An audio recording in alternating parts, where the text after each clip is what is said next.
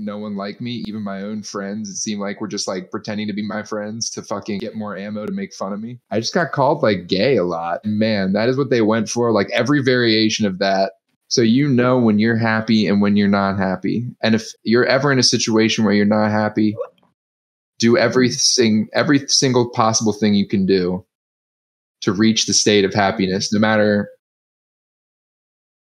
who you have to cut off, who you have to find. It just was so glaringly obvious when I fell in love with her. Like it was like it was filling up my body and like spilling out of my mouth and like eye holes and ears. It's like I literally could not contain. I wanted to scream because of like how much I love her. Damn. Damn. Damn.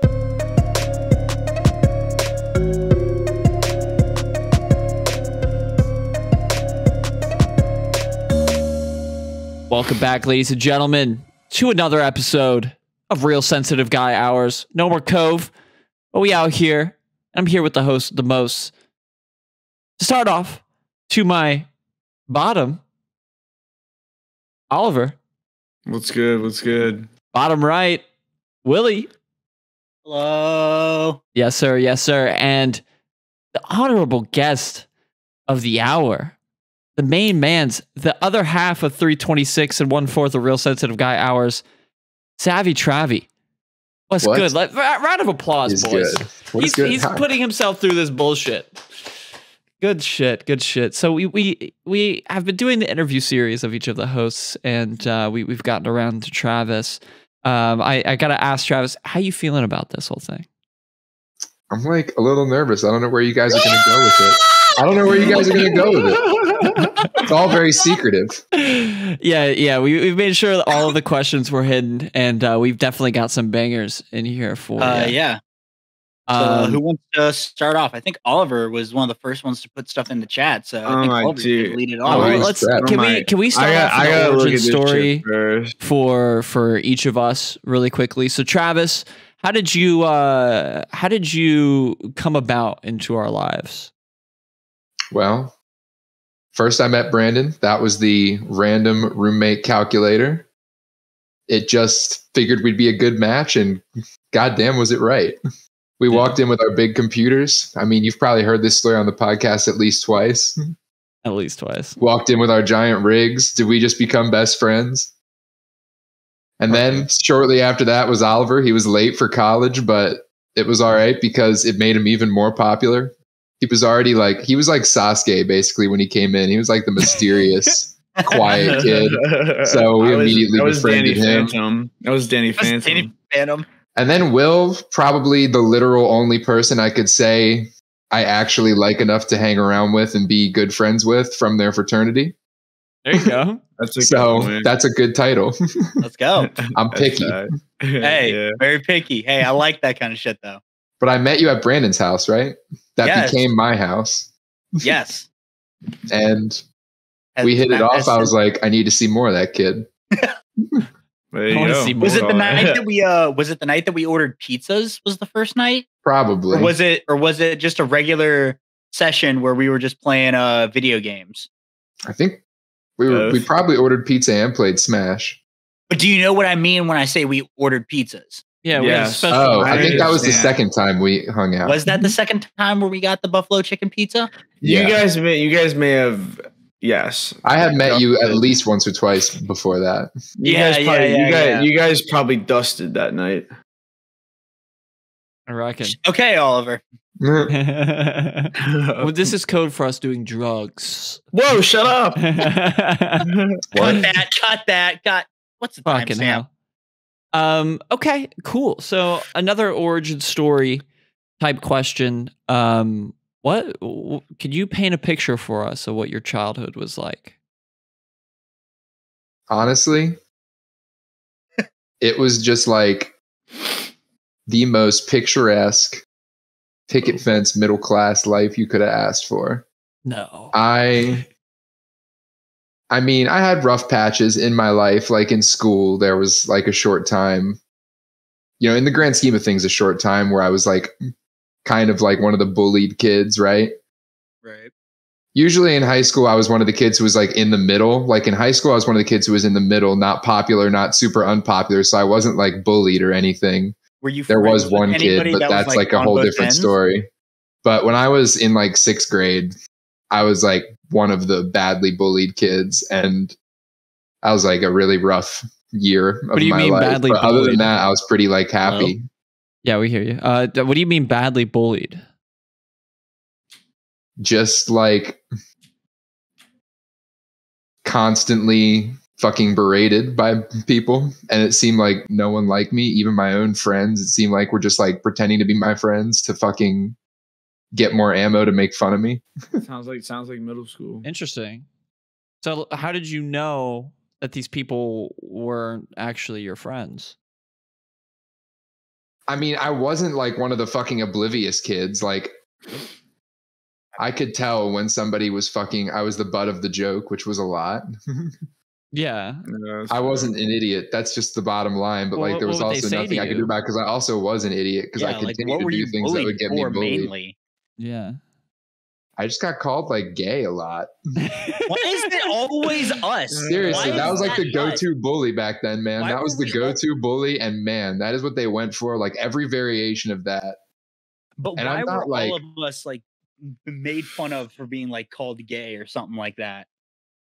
Yeah. I'm not like homophobic or anything. Like I don't feel like degraded or insulted by being called gay. It's just like I felt like I made it very apparent that I was into the ladies at that point. I was into the ladies. Yeah, it's like you're sitting there and you're like, my love quest is ongoing. I'm trying to. Yeah, I was literally. I mean, in 6th grade, you're just blossoming into that point where you're starting to get really into girls, right? Yeah. And I mean, I was there, but I had no chance because I had this high ass voice, if you could believe that. High school or like middle school? In middle school, I had this girl that I basically chased the whole time, but like she always never wanted to ruin the friendship, right? So she was like my best friend. So 6th grade, I had no chance with anybody, but like 7th and 8th grade, I was basically like hopelessly in love with my best friend who like didn't want to ruin our friendship by getting together. Is this the girl that we've hung out with in the past? I don't think so. AC? No. Not AC? No. Oh, interesting. Okay. I forgot about that until I said it. Yeah, right. So like I was, and again, even then, I wasn't being super bullied like in 6th grade. I was kind of just like in the middle, just like in high school for 7th and 8th grade. Just like definitely wasn't popular. Definitely was not the bottom of the barrel like weirdo kid anymore. You kind of moved up the ladder. Okay, so you got bullied pretty horrendously throughout middle school. You had a white picket fence life, high school. Yeah, other than that, like I had a great home life and like was like friends with kids in my neighborhood and stuff like that. Like it was a chill life. Other than there you go. High school, what was that like for you? High school, again, it had like bad parts and good parts. Like my home life, always good. Honestly, I had a lot of good friends in high school. Like I had a good friend group, but it was all just overshadowed and ruined by my like horrible high school relationship that was going for most of the time I was in high school. I've listened to most of the episodes of this podcast. You have hardly ever gone over this whole what do you want to know about it? AMA about it. Yeah. So let's start with how you guys got together, and I guess we can go down the whole trajectory. Give us the timeline. Yeah, honestly, it's always so weird. It's always so weird when I think about how we got together, because I actually really debated like dating her. Whoa. Cause on a scale from 1 to 10, what would you say that she was? In your head back at that point in time. Yeah. Out of 10. 6.75.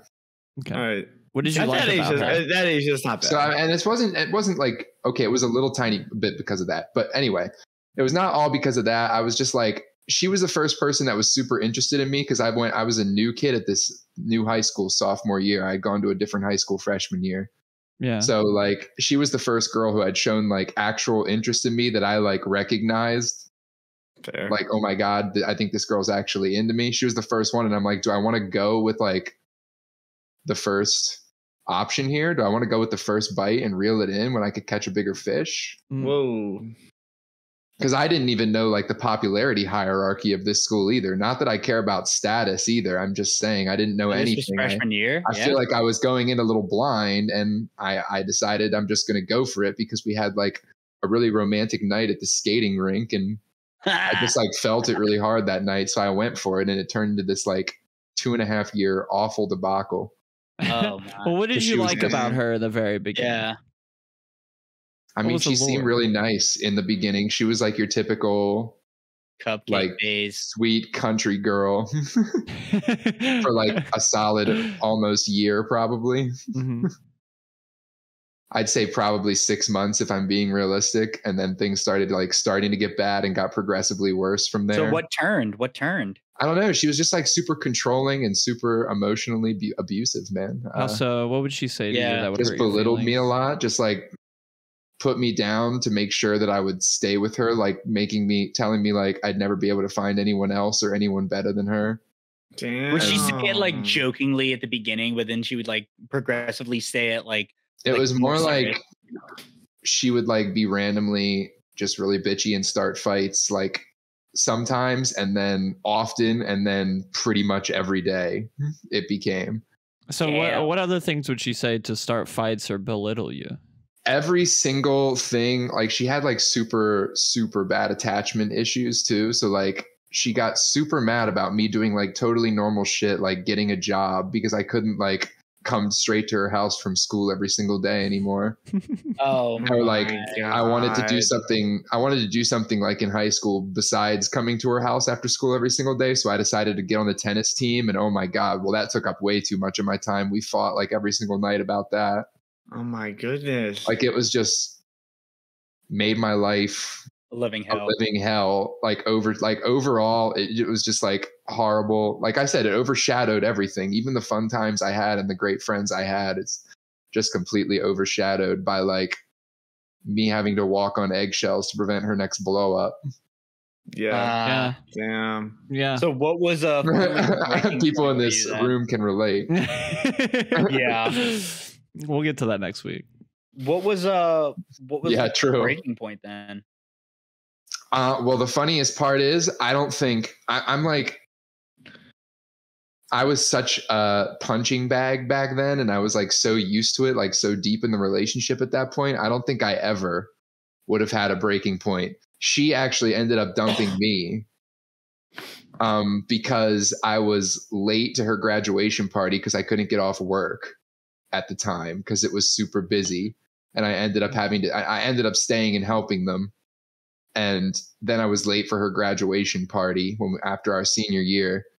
And so I showed up late, and she was like super angry at me, wouldn't talk to me the whole time. And then the party ended, and she's like, I can't do this anymore. We're breaking up. And then after that, she kept like calling me and texting me all the time, trying to like talk it out and get back together with me. And I was like, no, you pulled the plug on the relationship. Like I saw my out, I saw my freedom, and I just like end call. I was for a solid week after that. I will say for a solid week after that, I was on the phone with her every night, like thinking maybe we can salvage this. And like, I was telling her like, we can get back together like you want to, but like, I have like a list of all these things. I don't want to be that guy, but like, I have all these things that I need you to like, I understand there's things I need to work on, but I have these things that you need to work on too. She's like, no, I can't do that. She'd hang up.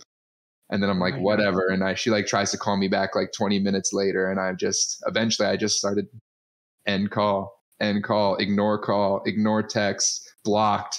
And I was done with it. And I cut myself free. I finally just said, I'm not doing any of it anymore. So would you say that was your origin story of not giving a fuck anymore? Dude, that's the origin story of like modern me. Yeah. Oh my God. Because after that, I said, I'm never getting myself in a situation like that again. Yeah, that's pretty toxic. Yeah. That's where the 3-month rule was born in the ashes of that relationship. You still think you abided by that until up to Jess? Absolutely. Well, so before we go further into that stuff, Brandyn? if we were interviewing her, what do you think she would say from her end about you? Oh, she'd probably say I was like a horrible boyfriend who was never there for her and never did anything for her and only thought about myself. I'm sure that would be like the rundown. Is there any grain of truth behind that? Honestly, no. I was this like, I wasn't like one of those weirdly religious kids, but I was just like really low key, really wanted to be good. And I mean, not that I don't anymore. I just like. That's something back then, at least.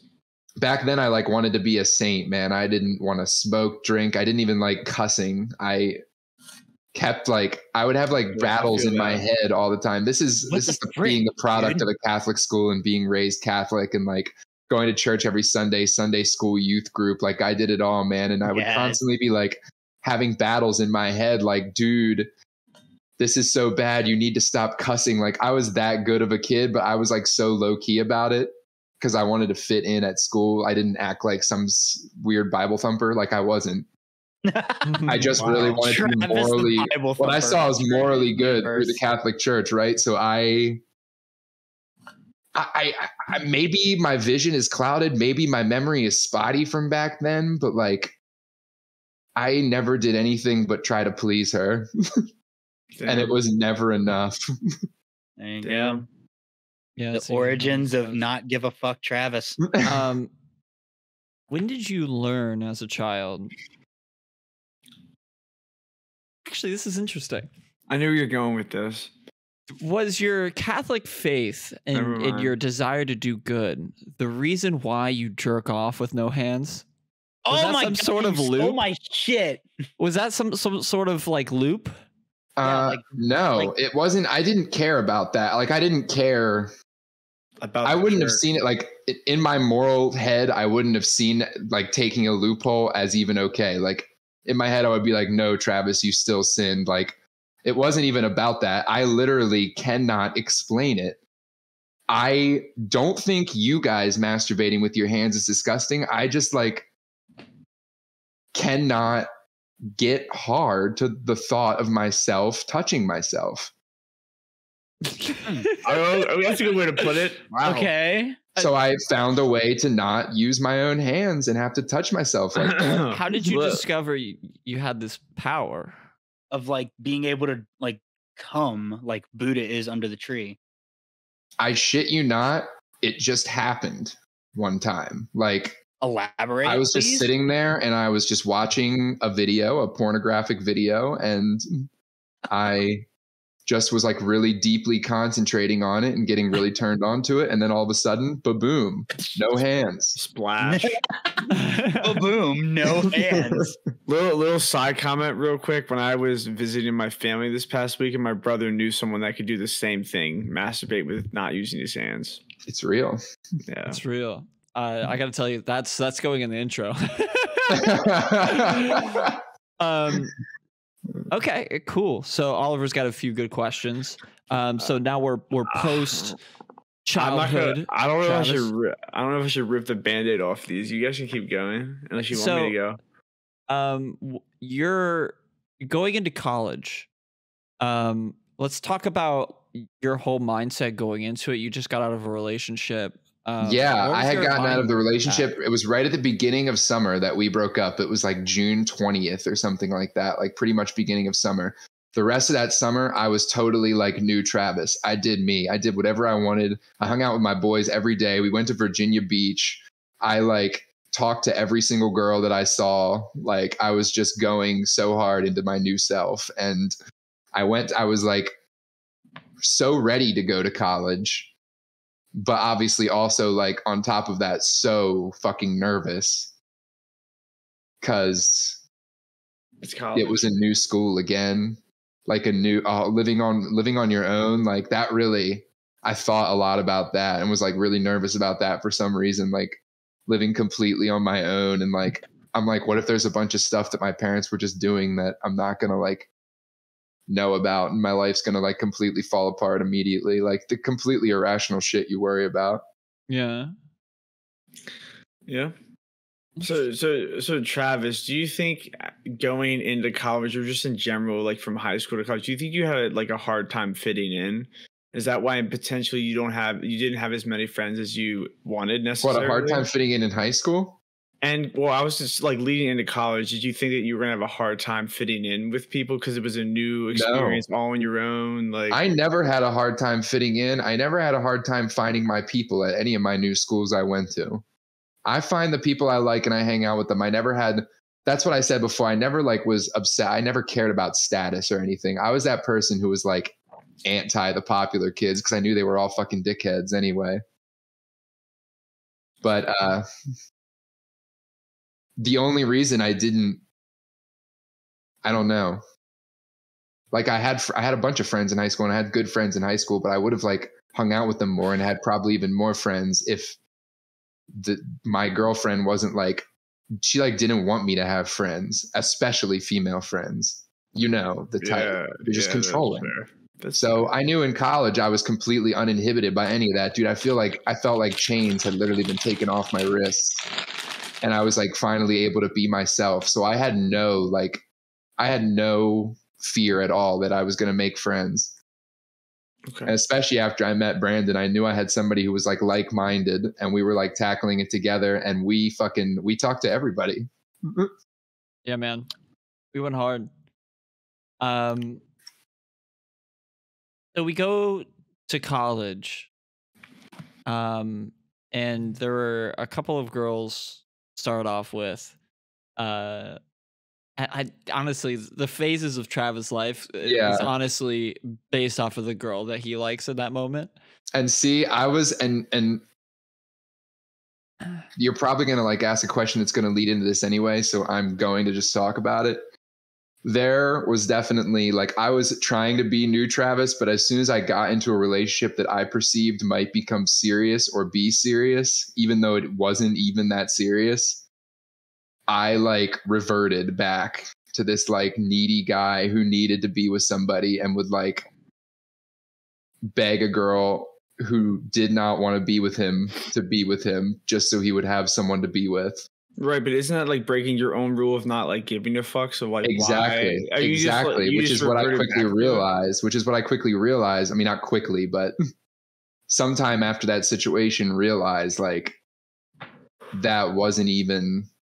I shouldn't have even been. You shouldn't have even felt the level of emotions I felt at that situation. Right.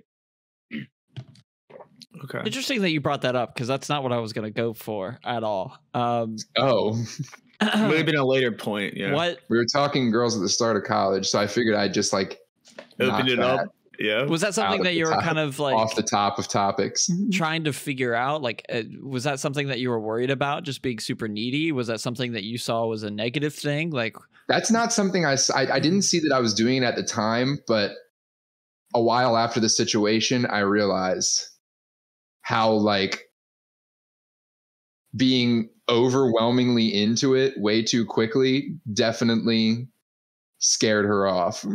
And like rightfully so. Can you give me an example of a moment where you scared some girl off because you were too into it?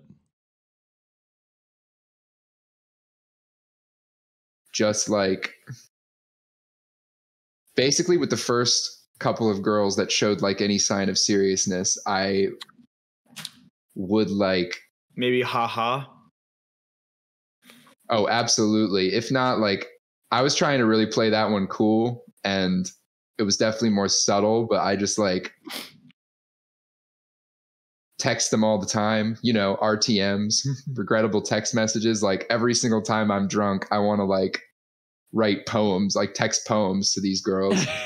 Like just stupid stuff like that, man. Like shit. Way too much, too fast. What now Travis knows is way too much, too fast. I just thought about someone from Travis's past. Oh God.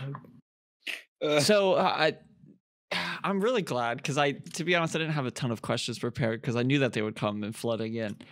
When you first started to participate in drugs and alcohol when you were in college. Oh, that didn't help either, man. I was uninhibited. Extracurriculars. I spoke my mind, and I speak my mind like pretty well when I'm sober. So you would kind of go off the deep end. Like you would almost go into fugue states. There was a time specifically where you thought you were being invaded by the giants. Yeah, you would just go into fucking fugue states. Like at one point you pretended that you were a bounty hunter from Star Wars, Cad Bane. Now I know like it's 50% of these were just jokes and it was fucking hilarious. And absolutely, like, but the other half of it pure was imagination combined with pure like need to entertain people. The other half of it wasn't that though. Help. The other half of it was like actual really fucked up, and I just don't see that kind of behavior now. What do you think that was? And can you kind of go into your mind space? Like I'll give you a good example of it. Like somebody drank the raspberita and didn't tell me. like that fucking night was one of those actual fugue stakes. Like can you go into your mindset behind those? Those are usually the ones that I remember the least, man. If we're being completely honest. Damn. I mean, the most I remember is just from seeing videos that you recorded.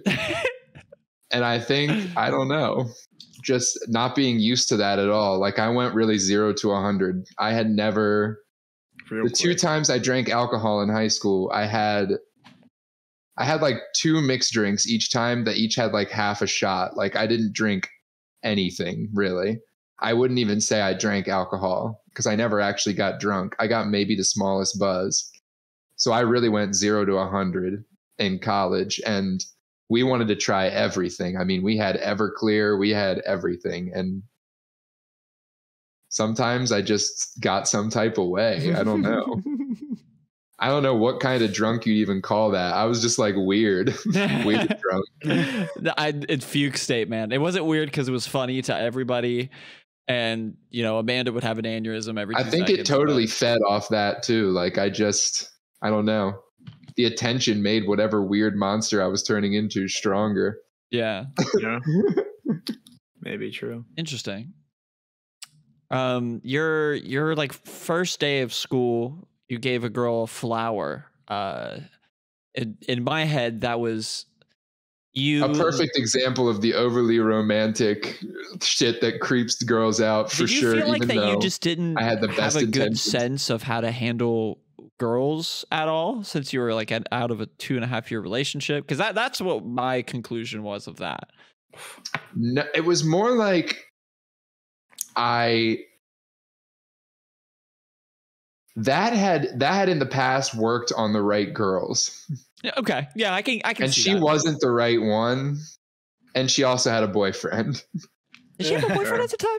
Yeah, that's what she. Yeah, it was like a boyfriend that she was having troubles with at the time because it was a guy she was with in high school, and then they went to separate colleges, and problems start arising quickly.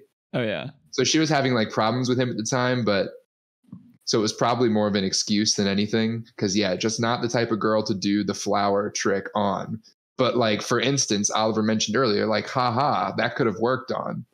Maybe because she was like a weird theater type girl.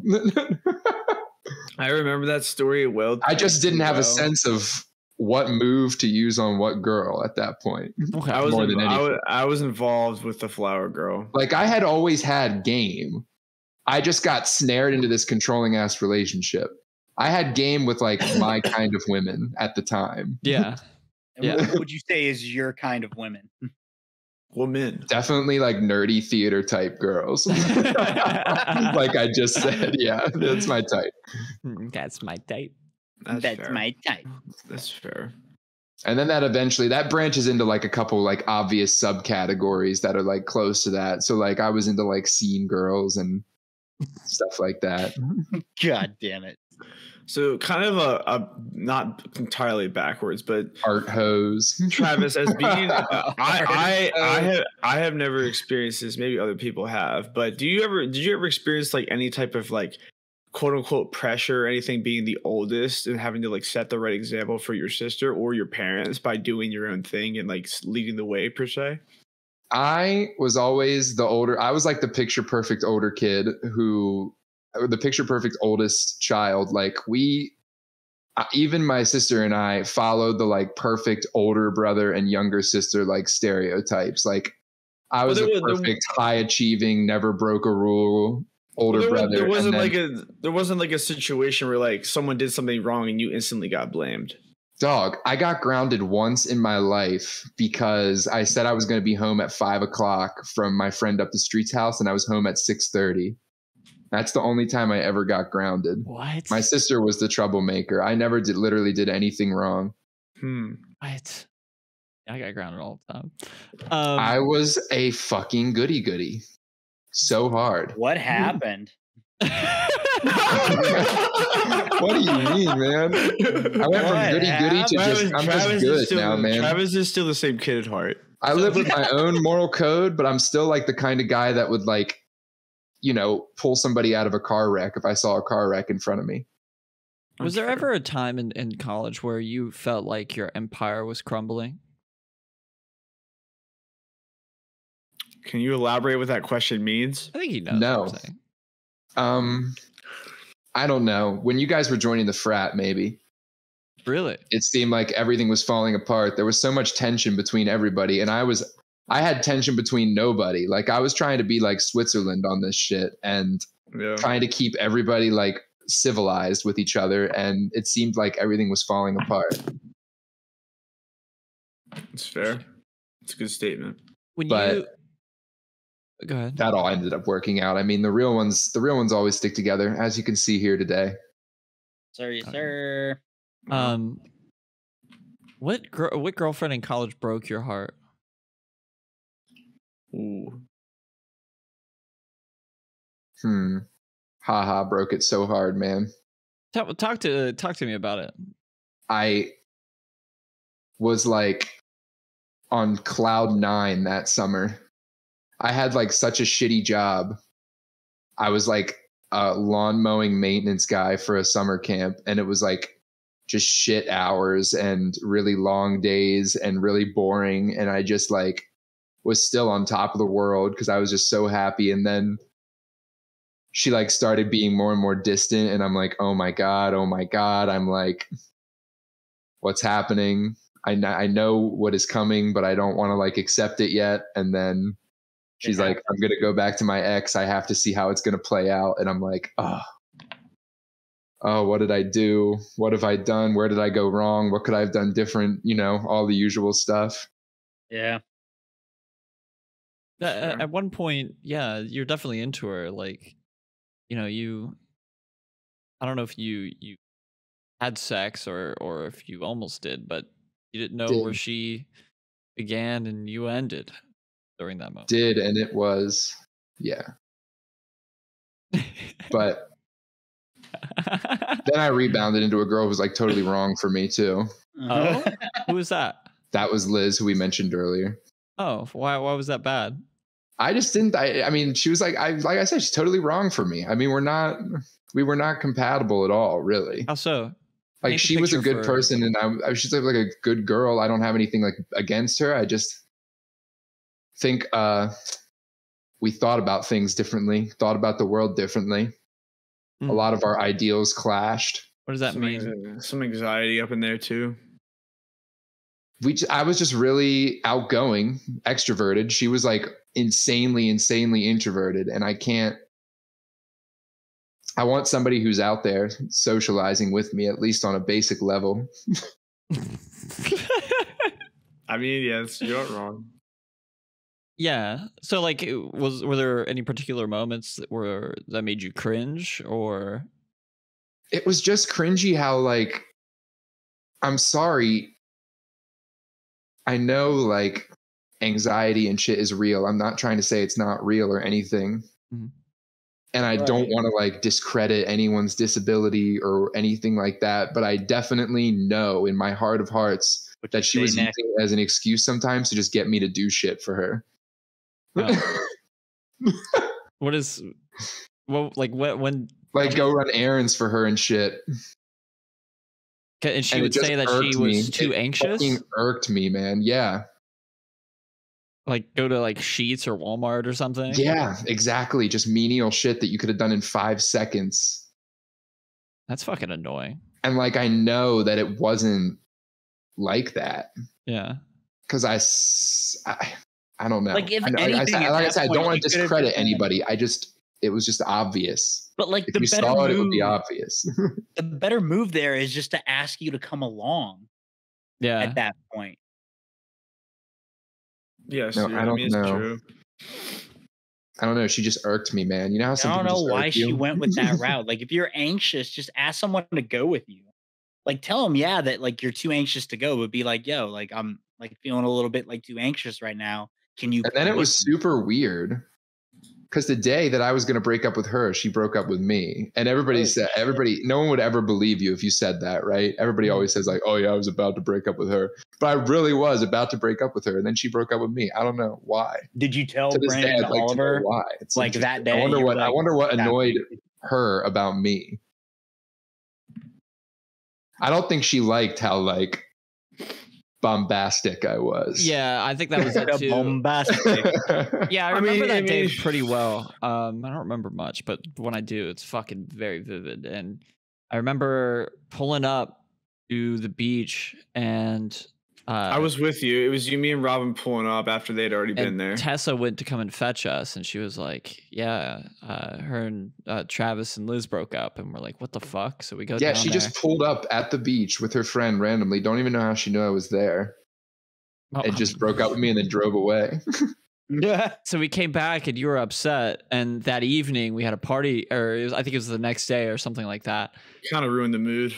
Yeah, and then bitch came and killed my vibe. We came back, and Travis was like, "I'm gonna go shower." He comes back out of the shower, shaven, and he's like, "Let's fucking party." After he's been depressed for the past 24 hours, we're like, "What the fuck happened?" And he's like, "I'm a new man." We're like, what? Yeah. Sometimes just be that like was like already done in my head. I just needed to mourn it for a sec. Yeah, that could be plausible. Yes. What do you think your role was in the friend group? Whether it's the beginning friend group, freshman year, senior year of college, beyond, even into now, what is your role? Co-leader. Okay. Like, I'm Rick, you're Daryl. I mean, I can't sandwich myself into just one single title in the friend group. Like, I feel like all of us are such a long list of things. Yeah. But I think the best way to embody it all is just like co-leader. Have you ever felt left out? Never. If I felt left out, I'd find new friends. Damn. even I mean, if you don't want me in, you don't want me in. I mean, even after both RA incidents per se. Oh yeah, come on. That was just we all did bullshit, man. We all did bullshit, all right? And we all kind of did fucked up stuff to each other at one point, or what would be considered fucked up maybe by an outside party, but we were all just like, we're all chill people, so we can be adults about things. What was that like for you, almost getting arrested? It didn't even feel like that. Like, it was obviously scary because, like, I don't know. I didn't know how, like, the college treated those kind of incidents and stuff, but I knew immediately that I wasn't getting, like, handcuffs slapped on me or anything. So I wasn't, like, that level of scared, you know? Yeah, when they came in. She's just like, I'm not arresting you. I'm not doing any of that. I just want you to go outside and, like, pick up the trash that you left out there, even though it wasn't even our trash, by the way. Damn. Yeah, I don't know what the fuck that was. That's fucking. Yeah, I don't know, but I was glad I wasn't getting handcuffs slapped on me, so I like went out and did it, and like I was just pretty much scared of what the consequences were going to be. Like, I wasn't scared of like being around a cop or getting arrested. Like, I've never been super nervous around cops or anything, which I think came in handy in freshman year. Do you think after that incident, it was either this one or the other one that happened where you lied to your parents about getting money to pay off a fine? Do you think that was a smart play at the point in time? Do you know what I'm talking about? When you said you were going to New York? His mom watches. I did tell them about it, actually. Okay. Okay. Yeah. I didn't remember that I did that, but I actually recently did, and on a drunken family event night, tell my parents about that. Oh. For the fine. What was their reaction?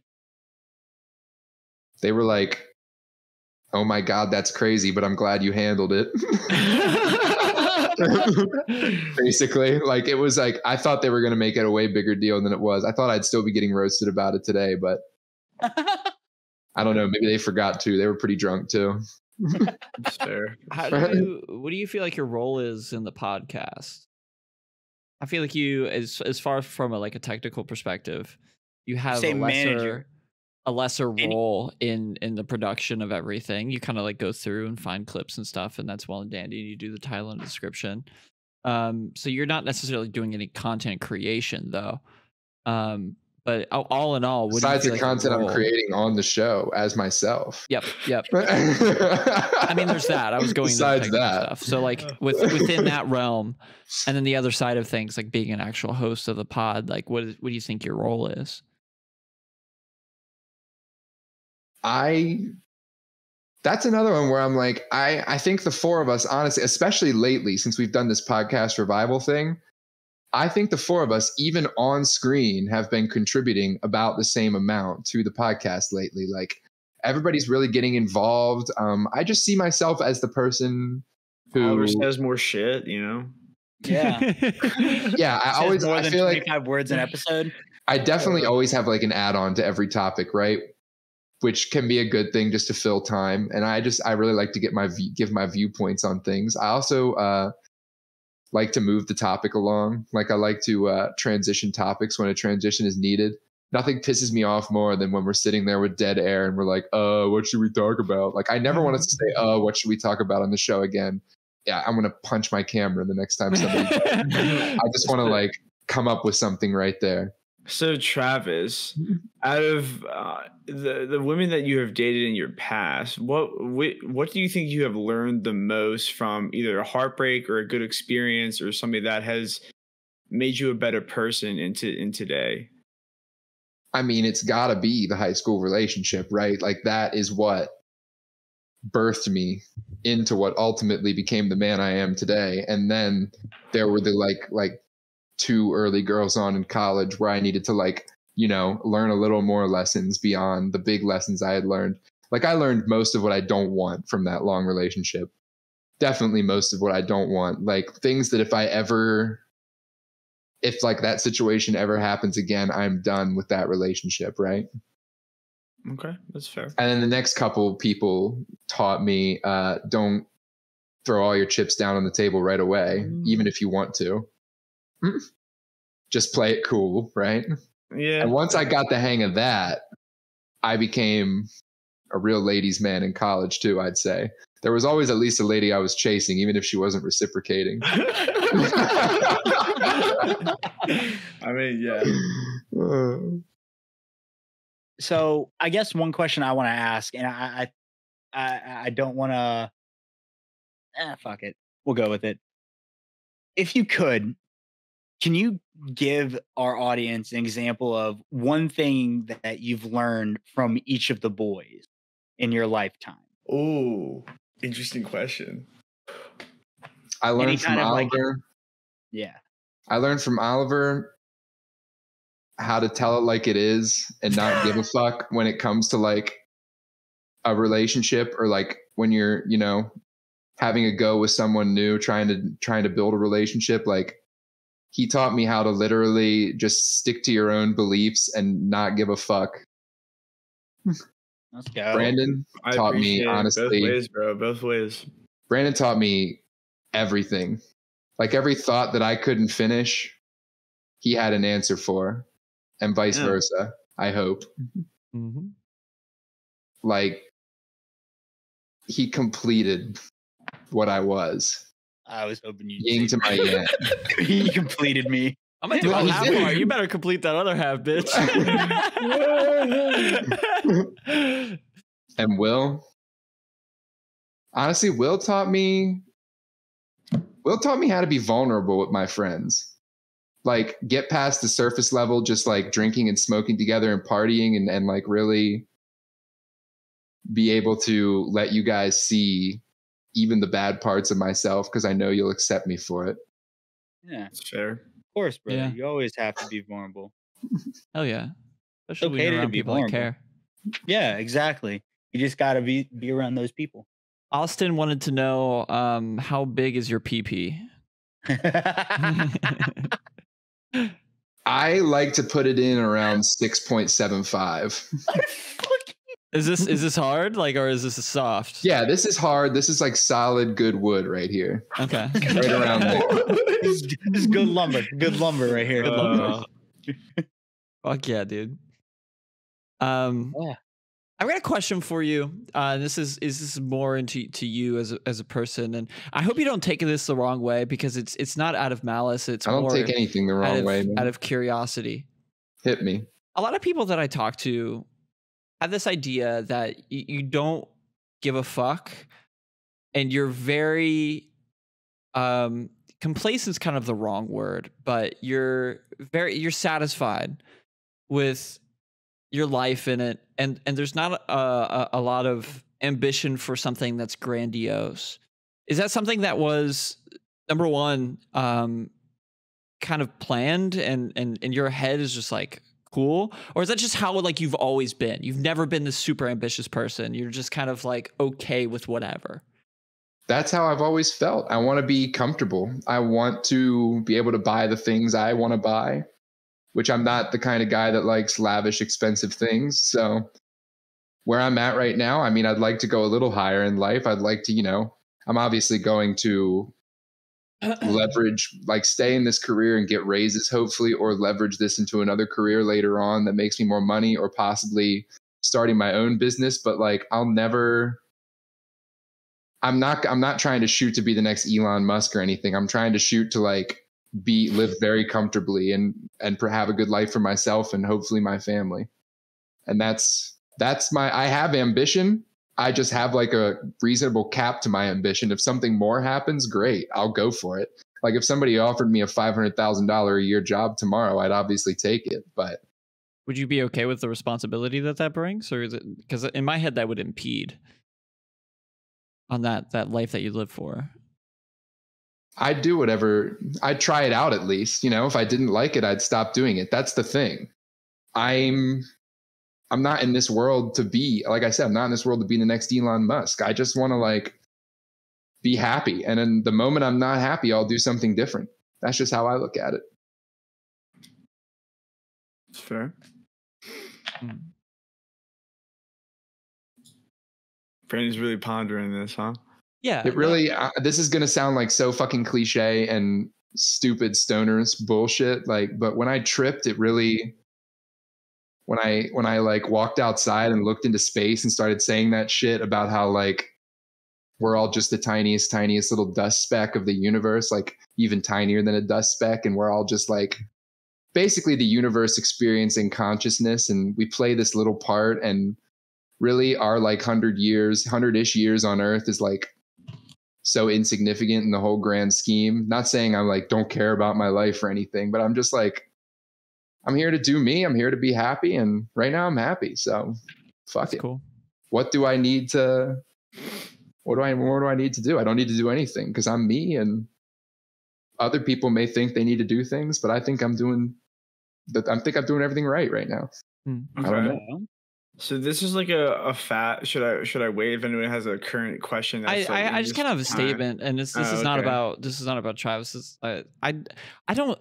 The reason why I asked that question is because I never understood that. I'm plagued by this ambition, and it adds negatively to my my happiness. Like it's just a thing. So that's why I'm like very interested in something like that. I can't. Oh, absolutely. I know. I mean, I've always known this about you, right? You're shoot for the stars. You're all or nothing. Like if I'm not famous by the end of my life, it's not going to feel complete. Yeah. Right. Yeah. So that's why I asked that question, because it's so bizarre to me. But that's you, and fuck yeah. Go ahead, Oliver. Sorry. Does anyone have a question at the current time frame we're at in his life? Because I Yeah, I know. We haven't had any moderns, man. I might skip ahead. So Go for it. Skip. Let me hear some modern questions.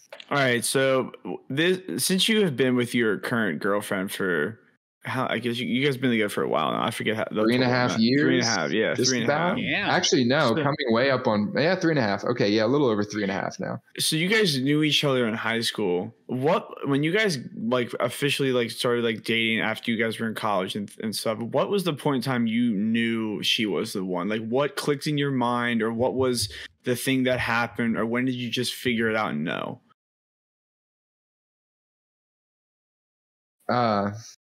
Tough question. Probably, I mean, nearly.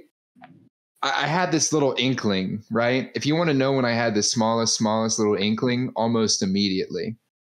I think when you find that person, it's one of those things. Like, I'm not saying I was like head over heels in love at first sight or anything, but you start hanging out with them more and more, and you start to like realize more and more, this is someone I want to spend the rest of my life with. Sure. It just was so glaringly obvious when I fell in love with her. Like it was like it was filling up my body and like spilling out of my mouth and like eye holes and ears. It's like I literally could not contain. I wanted to scream because of like how much I love her. Damn. Damn.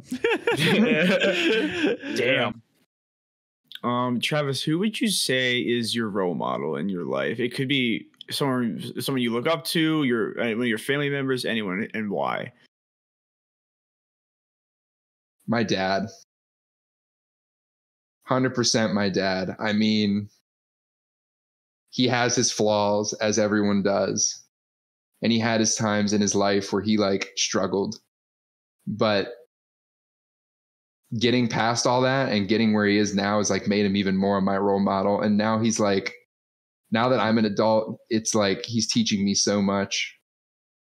And I always know that like he'll have good advice for every situation. He's just so wise. And he's also like the kind of guy that talks to everyone he meets, and he's friends with everyone he meets, and like everyone loves him. And like, that's how I strive to be in my life. That's fair. What was your biggest pivot point in your life? The pivotal moment in your life? If this didn't happen, your alternate reality or this reality would not exist. It was the day I hung up on Faith for that last time and said, I'm just not doing this anymore. I could have just like bent over to everything and gotten back with her, and it would have been the same shit. And we would have tried to do the distance thing with me being at college and her being at a different college, and it would have made her even more pissed off. And I would have become an absolute shell of a person. I don't know what would have happened from there, honestly. I have no idea, but I know I wouldn't be who I am today. But I mean, there are probably a couple moments like that, right? When I went to my new school in general, like I went to one high school and was kind of like establishing myself there. And then I had to transfer to a whole other high school my sophomore year. And like, I'm sure I could have like begged and pleaded and pushed my parents harder and let me stay at the first high school. But I didn't want to like, I didn't want to be a bother. So I just went to the new high school. What is your number one dog shit quality that you think you have? Fucking forgetfulness, man. That's the easiest question you've asked tonight. I am such a forgetful bitch. And everybody will say, well, stop smoking weed then. Man, I've been like this my whole life. And I've not had a noticeable change since I started smoking. I am just a forgetful ass motherfucker. That's the main reason she broke up with me after her graduation party, because she was saying I forgot that her graduation party was that day, even though I didn't. I just got stuck at work. She was accusing me of forgetting because I always forgot everything. She probably heard you say that. Like, you guys had a talk and you're like, my number one dog shit thing is that I'm forgetful. And then she used that as ammo, knowing that. I mean, yeah, sure. But I definitely was a forgetful bitch back then. And I'm a forgetful bitch now, man. And it causes problems. I imagine. Like, being an adult is hard when you're this forgetful. It's fucking hard sometimes. What is a fucking cringy thing that you've done? Like sometimes you're sitting there laying in bed at night and you think about that and you fucking quiver a little bit because you're like, fuck, that is the worst. Why did I do that? Performing a Michael Jackson song in the 5th grade talent show. I mean, that set me up for the 6th grade bullying. I'm not gonna lie, that teed me right the fuck up for it. Footage, dude. Oh my god. My parents have the footy. Let's go. And it's bad. I want to see that shit. I want to see this shit. That's like the number one, when something cringy, like you're trying to fall asleep and something cringy you did in your past just pops into your brain. That's the thing that probably most often pops in mine. I did Don't Stop Till You Get Enough by Michael Jackson. It's a lesser known one of his songs, but he sings really high in it. And I shouldn't have been singing that high, even when my voice was high. Oh my God. I want to see this footage now so bad. Austin wants to know, how does this image make you feel? It's in the RSGH chat.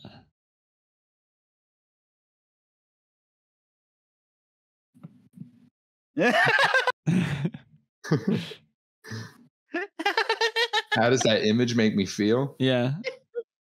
Regret. Regrettable.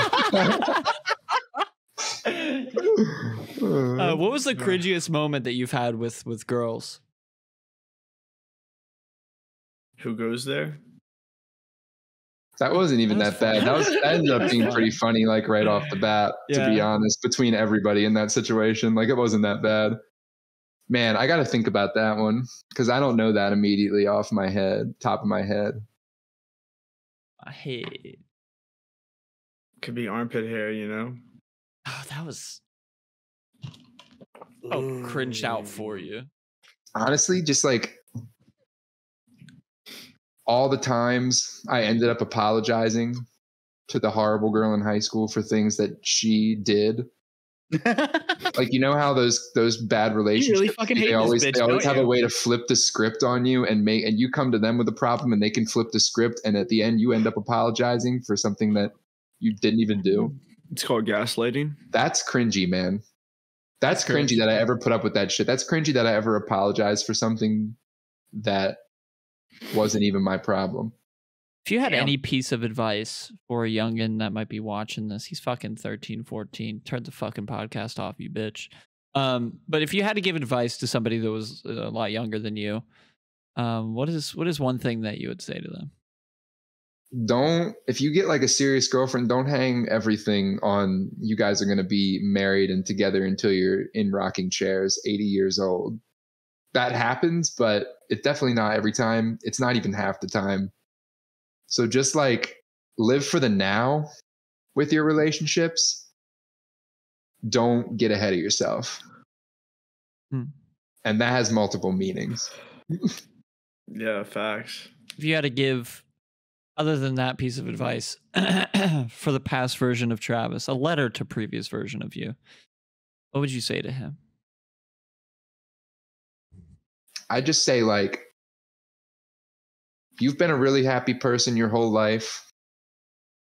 So you know when you're happy and when you're not happy. And if you're ever in a situation where you're not happy, do every single possible thing you can do to reach the state of happiness, no matter